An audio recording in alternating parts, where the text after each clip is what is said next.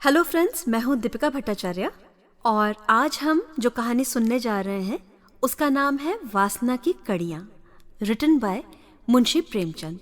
आई hope आप सबको खूब पसंद आएगी। कासिम मुल्तान की लड़ाई जीतकर घमंड के नशे से चूर चला आता था। शाम हो गई थी। लश्कर के लोग आरामगाह की तलाश में नजरें दौड़ाते थे, लेकिन कासिम को अपने नामदार मालिक की खिदमत में पहुंचने का शौक उड़ाए लिए जाता था।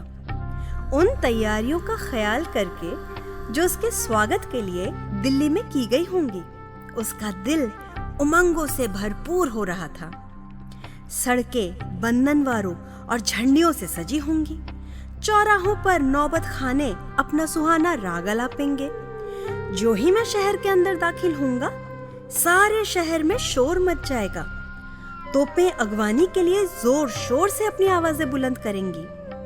हवेलियों के झरोखों पर शहर की चांद जैसी सुंदर स्त्रियां आंखें गड़ाकर मुझे देखेंगी और फूलों की बारिश करेंगी।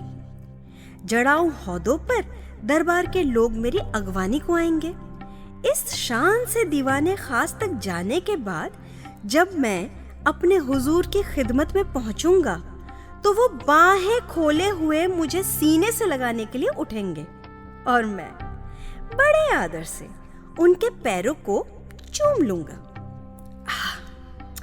वो शुभ घड़ी कब आएगी? कासिम मतवाला हो गया था। उसने अपने चाव की बेसुधी में घोड़े को एड़ लगाई। कासिम लश्कर के पीछे था। घोड़ा एड़ पाते ही आगे बढ़ा। कैदियों का झुंड पीछे छूट गया। घायल सिपाहियों की डोलियां पीछे छूटी। सवारों का दस्ता भी पीछे रहा। सवारों के आगे मुल्तान के राजा की बेगमों और शहजादियों की पीनसें और सुखपाल थे। इन सवारियों के आगे पीछे हथियारबंद सैनिक की एक बड़ी जमात थी। कासिम अपने रौ में घोड़ा बढ़ाए चला आता था। यकायक उसे एक सजी हुई पालकी में से दो प्यारी सी आंखें झांकती हुई नजर आई। कासिम ठिठक गया। उसे मालूम हुआ कि मेरे हाथों के तो तोते उड़ गए। उसे अपने दिल में कपकपी, एक कमजोरी और बुद्धि पर एक उन्माद सा अनुभव हुआ। उसका आसन खुद ब खुद ढीला पड़ गया। तनी हुई गर्दन झुक गई। नजरें नीची हुई। वो दोनों आंखें दो चमकते और नाचते हुए सितारों की तरह, जिनमें जादू का सा आकर्षण था, उसके दिल के गोशे में आ बैठी। वह जिधर ताकता था वहीं दोनों उमंग की रोशनी से चमकते हुए तारे नजर आते थे। उसे बर्छी नहीं लगी, कटार भी नहीं लगी। किसी ने उस पर जादू मंत्र नहीं किया। उसे अपने दिल में इस वक्त एक मजेदार, बेसुधी दर्द की एक लज्जत, मीठी मीठी सी एक कैफियत और एक सुहानी चुभन से भरी हुई रोने की सी हालत महसूस हो रही थी। उसका तो रोने को जी चाह रहा था। किसी के दर्द की पुकार सुनकर शायद वह रो भी पड़ता, बेताब हो जाता। उसका दर्द का एहसास जाग उठा था, जो इश्क की पहली मंजिल है। थोड़ी देर बाद उसने हुक्म दिया, आज हमारा यही कयाम होगा। आधी रात गुजर चुकी थी। लश्कर के आदमी मीठी नींद सो रहे थे। चारों तरफ मशालें जलती थी, लेकिन कासिम की आंखों में नींद नहीं थी। वो अपने लंबे चौड़े पुरलुत्फ खेमे में बैठा हुआ सोच रहा था। क्या इस जवान औरत को एक नजर देख लेना कोई बड़ा गुनाह है? माना कि वो मुल्तान के राजा की शहजादी है और मेरे बादशाह अपने हरम को उससे रोशन करना चाहते हैं, लेकिन मेरी आरज़ू तो सिर्फ इतनी है कि उसे एक निगाह देख लूं, और वो भी इस तरह कि किसी को खबर ना हो। और मान लो कि ये गुनाह हो भी, तो इस वक्त मैं ये गुनाह करूंगा। अभी हजारों बेगुनाहों को इन्हीं हाथों से कत्ल करके आया हूं। क्या खुदा के दरबार में इन गुनाहों की माफी सिर्फ इसलिए हो जाएगी कि वो बादशाह के हुक्म से किए गए? कुछ भी हो, किसी नाज़नीन को एक नजर देख लेना किसी की जान लेने से बड़ा गुनाह तो नहीं हो सकता। कम से कम मैं ऐसा नहीं समझता। उसने अपने खेमे से बाहर निकलकर देखा। बेगमों के खेमे थोड़ी ही दूर पर गड़े हुए थे। कासिम ने जानबूझकर अपना खेमा उनके पास लगाया था। इन खेमों के चारों तरफ कई मशालें जल रही थीं और 5 हबशी नंगी तलवारें लिए टहल रहे थे। कासिम आकर मसनद पर लेट गया और सोचने लगा।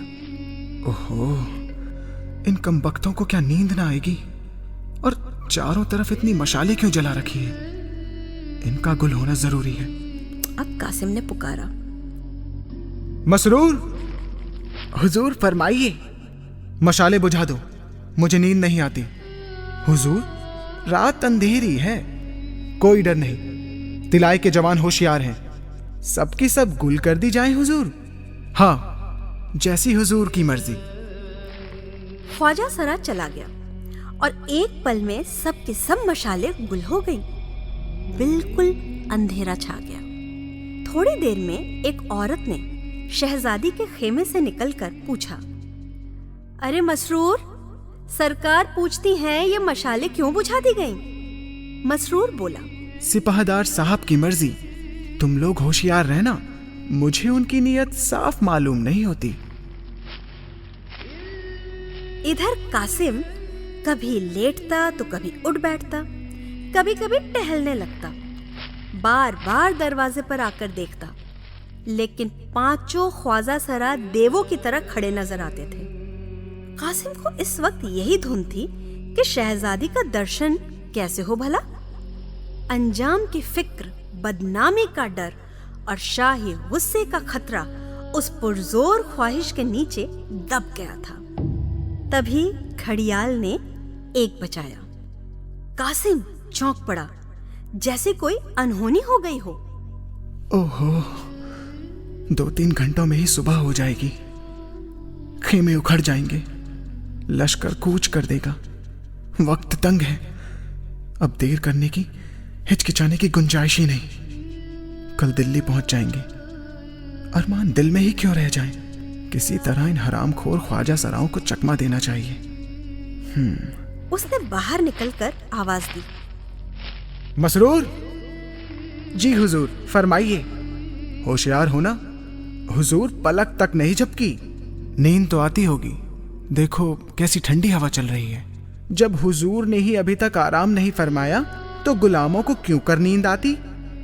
मैं तुम्हें कुछ तकलीफ देना चाहता हूं। कहिए हुजूर। तुम्हारे साथ 5 आदमी हैं, उन्हें लेकर एक बार जरा लश्कर का चक्कर लगाओ। देखो तो जरा लोग क्या कर रहे हैं। अक्सर सिपाही रात को जुआ खेलते हैं, जरा होशियारी से काम लेना। मगर हुजूर, यहाँ मैदान खाली हो जाएगा। मैं तुम्हारे आने तक खबरदार रहूंगा। जो हुजूर की मर्जी। मैंने तुम्हें मात भर समझकर यह खदमत सुपुर्द की है, इसका मुआवजा इंशाअल्लाह तुम्हें सरकार से अता होगा। मसरूर ने दबी जबान से कहा, बंदा आपकी ये सब चालें समझता है हुजूर। इंशाअल्लाह सरकार से आपको भी इसका इनाम मिलेगा। और तब जोर से बोला, आपकी बड़ी मेहरबानी है हुजूर। एक लम्हे में 5 ख्वाजा सरा लश्कर की तरफ चल पड़े। कासिम ने उन्हें जाते देखा। मैदान साफ हो गया। अब वो बेधड़क खेमे में जा सकता था।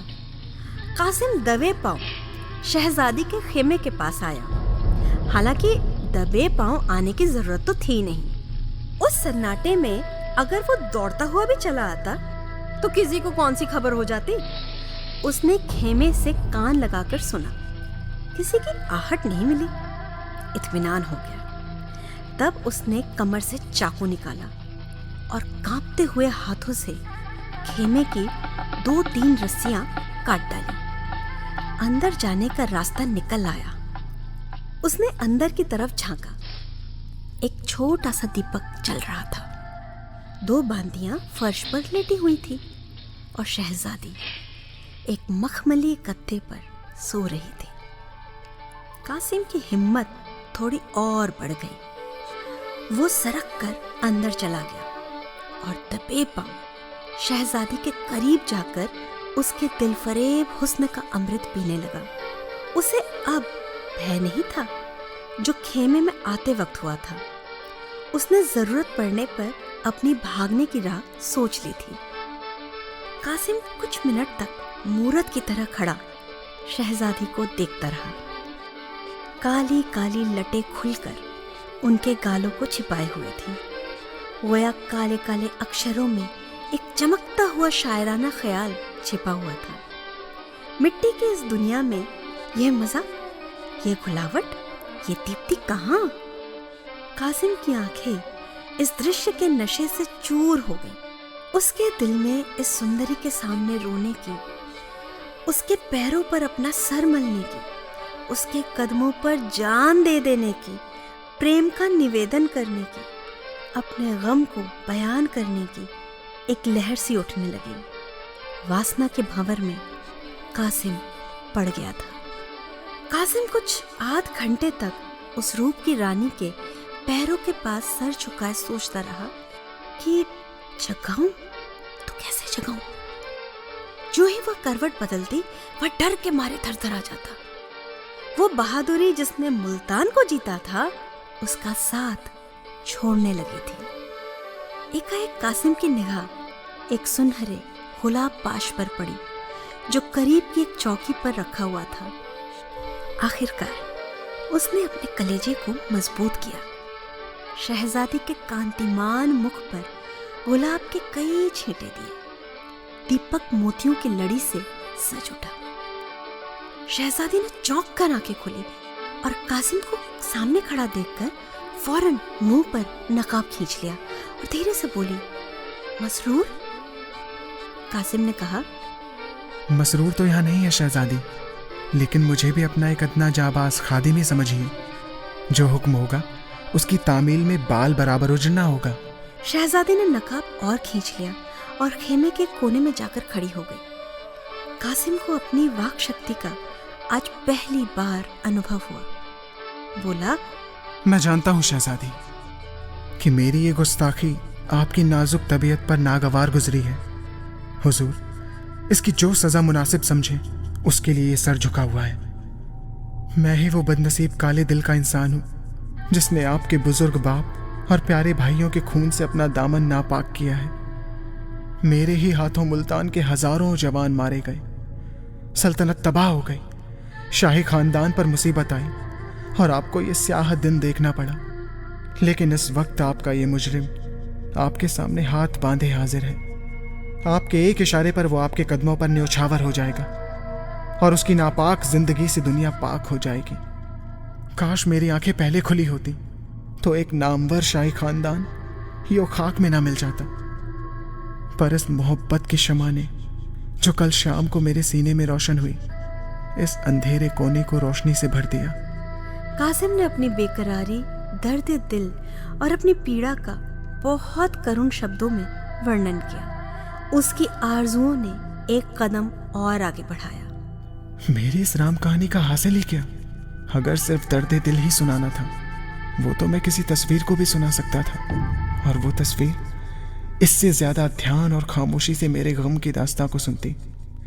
काश कि मैं भी इस रूप की रानी की मीठी आवाज सुनता और वो भी मुझसे कुछ अपने दिल का हाल बयां करती।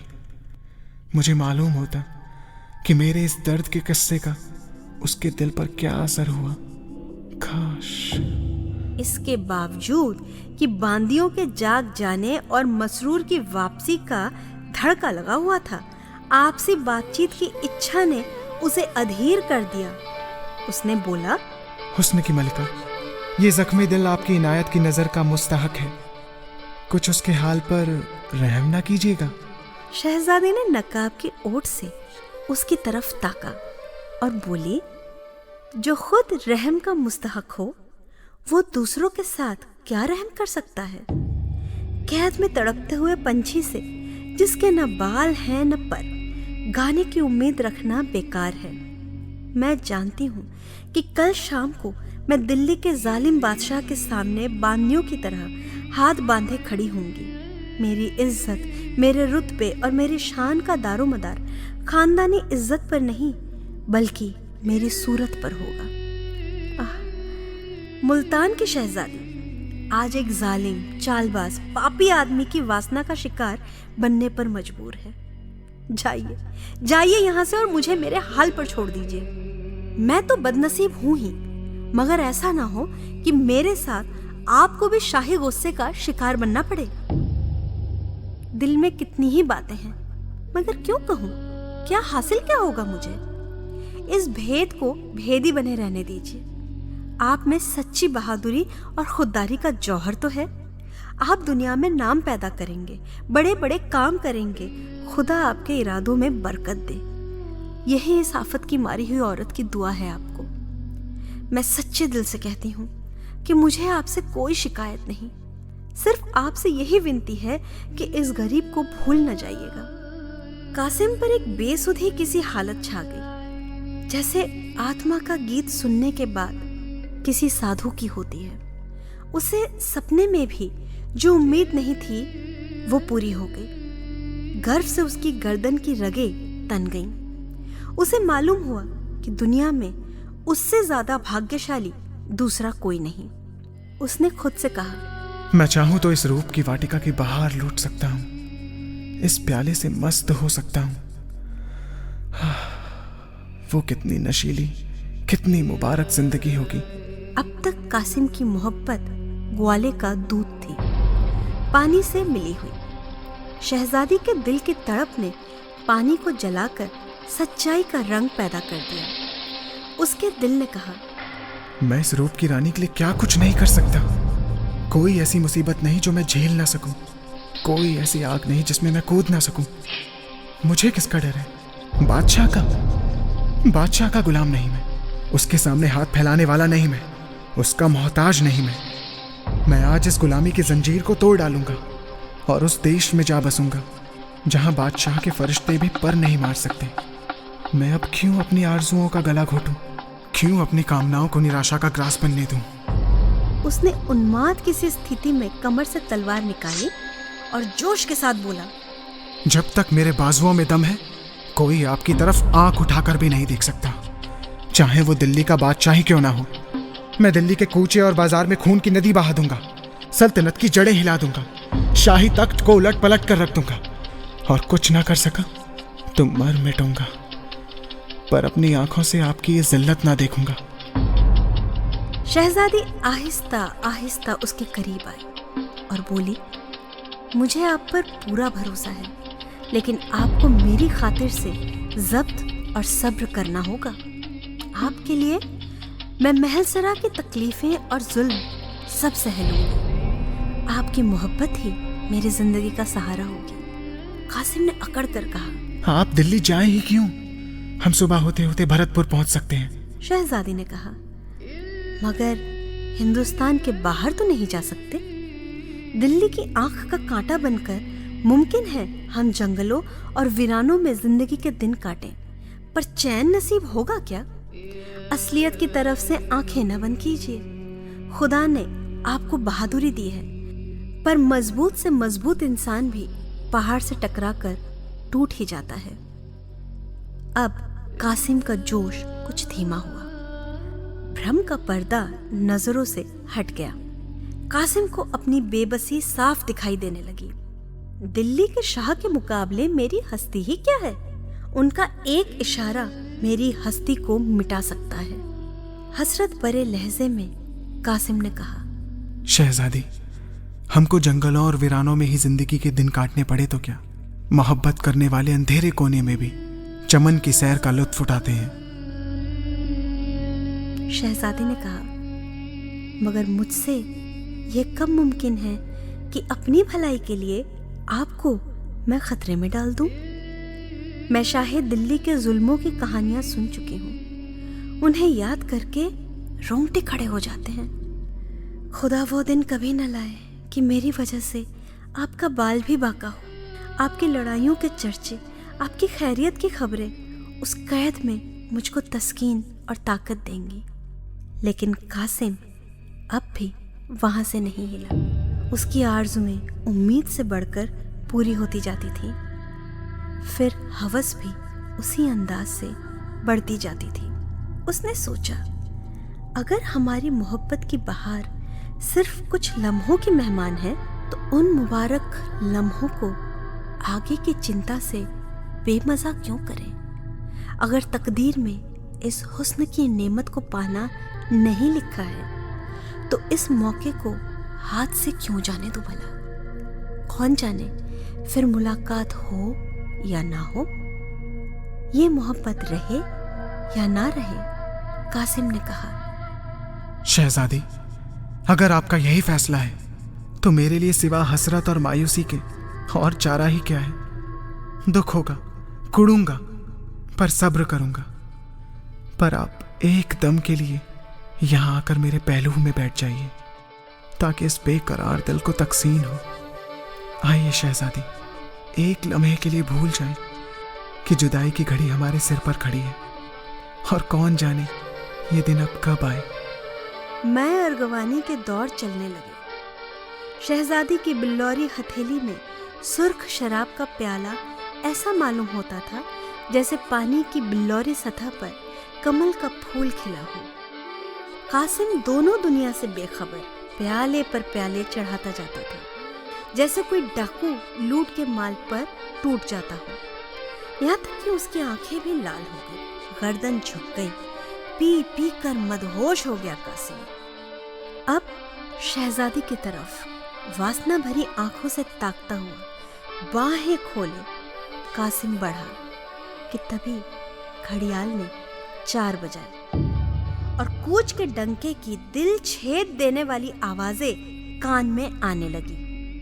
हाय, बाहें खुली की खुली रह गई। शहजादी उठ खड़ी हुई और बदनसीब कासिम दिल की आरजुएं लिए खेमे से बाहर निकला, जैसे तकदीर के फौलादी पंजे ने उसे धकेल कर बाहर निकाल दिया हो। जब अपने खेमे में आया तो दिल आरजुओं से भरा हुआ था। कुछ देर बाद आरजुओं ने हवस का रूप भरा और अब बाहर निकला तो दिल हसरतों से पामाल था। हवस का मकड़ी जाल उसकी रूह के लिए लोहे की जंजीर बना हुआ था। शाम का सुहाना वक्त था। सुबह की ठंडी ठंडी हवा के सागर में धीरे धीरे लहरें उठ रही थी। बहादुर किस्मत का धनी कासिम मुल्तान के मोर्चे को सर करके गर्व की मदिरा पिए उसके नशे में चूर चला जाता था। दिल्ली की सड़कें बंदनवारों और झंडियों से सजी हुई थी। गुलाब केवड़े की खुशबू चारों तरफ फैल रही थी। तोपों ने अगवानी की घन गरज सदाएं बुलंद की। ऊपर झरोखों में नगर की सुंदरियां सितारों की तरह चमकने लगी। कासिम पर फूलों की बारिश होने लगी। वह शाही महल के करीब पहुंचा ही था। वहां शहर के बड़े बड़े अमीर उमरा उसकी अगवानी के लिए कतार बांधे खड़े थे। इस शान से कासिम दीवाने खास तक पहुंचा।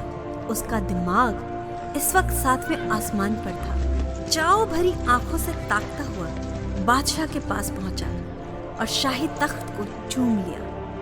बादशाह मुस्कुराकर तख्त से उतरे और बाहें खोले हुए कासिम को सीने से लगाने के लिए बढ़े। कासिम आदर से उनके पैरों को चूमने के लिए झुका कि यकायक उसके सिर पर एक बिजली सी गिरी। बादशाह का तेज खंजर उसकी गर्दन पर पड़ा और सर तन से जुदा होकर अलग जा गिरा। खून के फव्वारे बादशाह के कदमों की तरफ, तख्त की तरफ और तख्त के पीछे खड़े होने वाले मसरूर की तरफ लपके, गोया कोई झल्लाया हुआ आग का सांप लग रहा था। घायल शरीर एक पल में ठंडा हो गया, मगर दोनों आंखें हसरत की मारी हुई 2 मूर्तों की तरह देर तक दीवारों की तरफ ताकती रही। आखिर वह भी बंद हो गई। हवस ने अपना काम पूरा कर दिया। अब सिर्फ हसरत बाकी थी, जो बरसों तक दीवाने खास के दरो दीवार पर छाई रही और जिसकी झलक अभी तक कासिम के मज़ार पर खास फूस की सूरत में नजर आती है। दोस्तों, ये थी हमारी कहानी वासना की कड़ियाँ। अगर आपको ये कहानी पसंद आई तो आप मेरे channel Soulistry, which is SOULIS Soulistry। इसको सब्सक्राइब करें, लाइक करें, शेयर करें और अपने लव्ड वंस के साथ बांटें। Thank you.